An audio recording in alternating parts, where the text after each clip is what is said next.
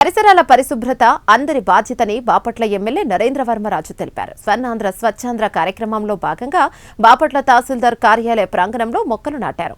రాబోయే తరాలకు పరిశుభ్రమైన భారతదేశాన్ని అందించడమే లక్ష్యంగా స్వర్ణాంధ్ర స్వచ్ఛాంధ్ర కార్యక్రమాన్ని ఏర్పాటు చేశామని తెలిపారు. ప్రధానమంత్రి నరేంద్ర మోదీ నేతృత్వంలో భారతదేశం అంతటా వేల కోట్ల రూపాయల నిధులతో ఈ కార్యక్రమం జరుగుతోందన్నారు. రాబోయే ఫ్యూచర్ కిడ్స్ కోసం, ఫ్యూచర్ భారతదేశం కోసం ఈరోజు మేమందరం వేస్తున్న అడుగులు ఇది రాబోయే తరానికి మంచి చేస్తుందని, ఇది చరిత్రలో ఇదంతా నిలబడుతుందని నేను ఆశిస్తూ ఈ కార్యక్రమాన్ని మరింత ప్రజల్లో వృద్ధి తీసుకెళ్ళటం కోసం మీడియా మిత్రులు కూడా దీనికి సహకారం అందించాలని దానికి మేము అడుగులు వేస్తున్నాం, శ్రీకారాలు చుడుతూ ఉన్నాం.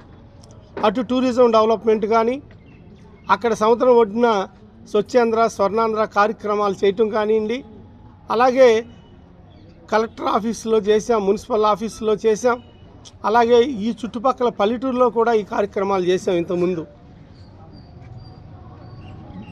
ఈ కార్యక్రమాలు ఎందుకు చేస్తున్నామంటే ఎప్పటికప్పుడు ప్రజలను ఉద్దేశించి ఏ నెలకు ఆ నెల ఈ కార్యక్రమం నిరంతరం చేస్తూ ఉంటే కానీ మనం మర్చిపోకుండా మన పరిశుభ్రత, మన ఇంటి పరిశుభ్రత, అలాగే మన వీధి పరిశుభ్రత, మన మున్సిపాలిటీ పరిశుభ్రత, మన ఆంధ్రప్రదేశ్ పరిశుభ్రత, తద్వారా భారతదేశం అంతా కూడా ఒక మంచి పరిశుభ్రత గల దేశంగా తయారు చేయాలి. ఇంతమంది జనాభా ఉన్న ఈ దేశాన్ని నరేంద్ర మోడీ గారి త్రయంలో ఇదంతా బాగా చేయాలని, ఏదైతే కొన్ని అమెరికా, ఐరోపా దేశాల్లో దోమలు ఈగలు లేకుండా ఎటువంటి దేశాలైతే మన చుట్టుపక్కల ఉన్నాయో, తెలివితేటలో సమృద్ధిగా ఎండలో వానలో వర్షాలు ఉన్న ఈ భారతదేశాన్ని కూడా అటువంటి క్లీనీ దేశంగా తయారు చేయాలి అనే ఉద్దేశంతో ఈ కార్యక్రమం పెట్టడం, ఈ కార్యక్రమానికి కొన్ని వేల కోట్లు ఖర్చు పెట్టడం.